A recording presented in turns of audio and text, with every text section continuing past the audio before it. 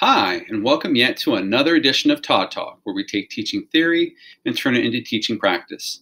The topic of the Todd Talk for this week is going to be the idea of a push-in or a co-teaching model for gifted grouping. So I've talked about other types of grouping, whether it be a magnet program or a pull-out program or cluster grouping. Probably the most challenging and yet the most rewarding of these methods would be the push-in method. And the push-in method, basically, as you can see here, is a model where basically a gifted intervention teacher or someone who is trained to work with gifted students has had specific work on how to get higher level thinking out of these students, goes into the regular ed classroom. And so you may have put all of your gifted kids in one particular classroom, and so this teacher goes into that classroom and works with that teacher in order to meet the needs of those students, just as a special ed person would push into a regular ed classroom and meet the needs of their special ed students. So you might be doing small groups, you might be doing collaborative work, you might be setting up different types of differentiation, so helping come up with different assignments that are more challenging for the gifted kids. But basically, the role of this teacher is that they are co-teaching. And that can be a really tricky thing. So another thing to consider when it comes to pull-out is that the role of this gifted teacher is going to be different than it would be a regular classroom. So the first and foremost, probably most important, is to promote differentiation strategies.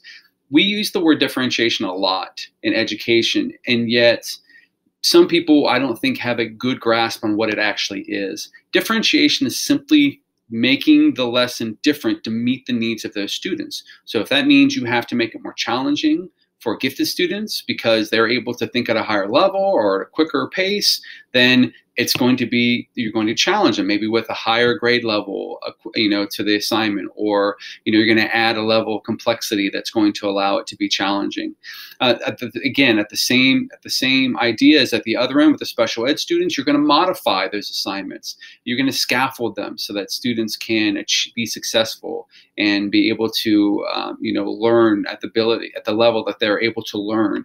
And so that's what differentiation is. And as the gifted resource teacher, your role is to go in and to make sure that your gifted students are being challenged. It involves collaboration. And I would say, like, the biggest problem I've seen to co-teaching is what happens a lot of times is the gifted specialist will go in and they're simply there as an extra set of eyes or an extra hand or whatever. In order to be successful, you have to truly collaborate with one another. That means planning together. That means developing lessons together. It means coming up with the direction of the class together. And it's a great benefit because then you get to learn from them and their methods of teaching and their strategies, and they get to pick up strategies that you use in working with the gifted students. And so it's a win-win situation. But it doesn't happen if the gifted teacher just goes in and just goes with the flow and does whatever the teacher tells them to do. Keep in mind, this is not a lead teacher. This is a co-teaching situation. As always, when you're working with gifted students, it's really important to teach critical thinking and creative thinking. So that means, using the higher levels of Bloom's and making sure that students are not just learning basic facts, but they are then being able to analyze and put those facts into play. Providing resources. So whether it's a book that's more challenging than the one the class is reading, or whether it's a product that would be more challenging than maybe the regular class is doing, providing resources to these students and to the teachers is going to be really, really important. Hopefully what happens in your co-teaching with your teacher that they will learn from you, and of course you will learn from them. So this provides professional development. And so ideally speaking, after you have worked with this teacher for a little while and you've co-taught together, they then have learned how to do the strategies that you have used in the classroom. And so they'll be able to challenge students whether you're there or not. And so that's a good way to do professional development. And the other thing is to keep an eye out for for the gifted identification process. In other words, are there kids in that class that are not identified as gifted but are showing traits and characteristics of gifted students? And so, as always, the gifted specialist, your job is to be an advocate for kids, an advocate for kids who are gifted. And you try to get them identified, and you try to get them service as much as possible. So when you're doing this co-teaching, the way that this works together is that you're going to, like I said, you're going to share leadership in the classroom. So what that means is that it's not you come in and react to what the teacher is doing. This takes a little bit of work, though. This involves you sitting down and planning together and having the ability to have a co-planning or a common planning time together so that you can do this. Just because you are there for the gifted kids doesn't mean you can't work with all students. So if you have students who, for a particular lesson, are showing the ability to handle or grasp the advanced concepts, then you should let them come into your group as well. And so, this should be flexible grouping, not based on gifted, not gifted, but whether students are able to handle the lesson that is being taught and at the level that it's being taught. Again, you're equal partners in this. You are co-teachers. And so to make sure that there, of course, will be a teacher of record more than likely, but it doesn't mean that one is more important than the other. And it's important that both of you understand that, and that administration understands that as well, and what that looks like. And that means that it also means you're managing the classroom together. And if changes need made to a lesson, you are going to confer with one another. You are going to check to make sure that that works. Because, with gifted students, it can go to a high level. It can go off into lots of different places. And what you don't want to do, though, is then lose sight of what it is that they're supposed to be learning. What is the main essential question or essential idea that they're supposed to be learning about? So it's important that when changes are made, that they're made as needed during the lesson.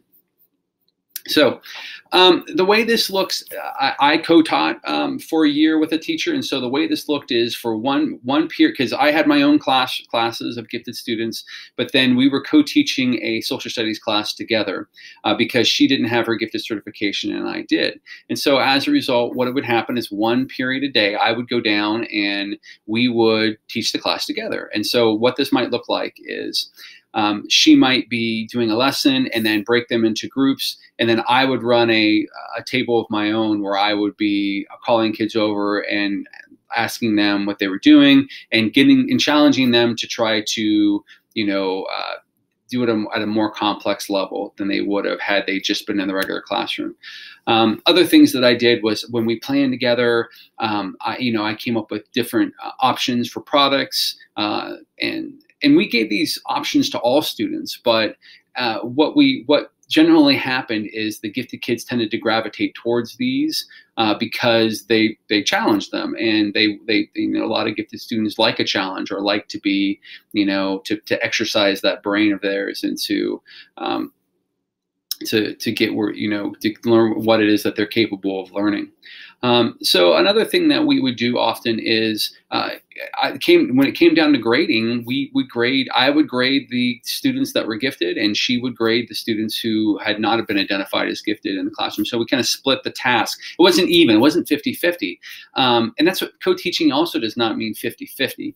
Co-teaching means that you are meeting the needs of the kids in the classroom. So I would often grade the students who were gifted, and sometimes I had a different rubric or different expectations than she did. But again, and then people would say, well, that's not fair because one kid got a grade for doing lesser work. But the point is not about fairness between the students. It's about challenging the student where they're at. So if I could provide feedback that is going to challenge that student to think, if I could provide an, insight into trying something that they hadn't been willing to try before, but were able to, that's going to be all for the better for that student, because it's going to help them to grow as a learner.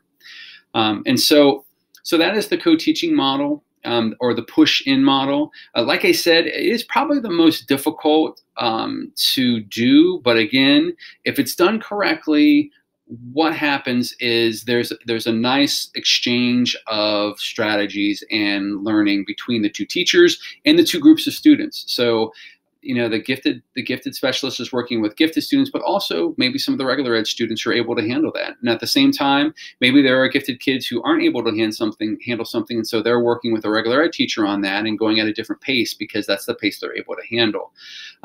But so you set this up in your classroom by having them as partners and making sure that you carve out times for them to be partners. In other words, you don't have a teacher traveling from building to building and does not have common planning time together. It's very important that you have those things, because there's a lot of things that can go right with co-teaching, but there's a lot of things that can go wrong.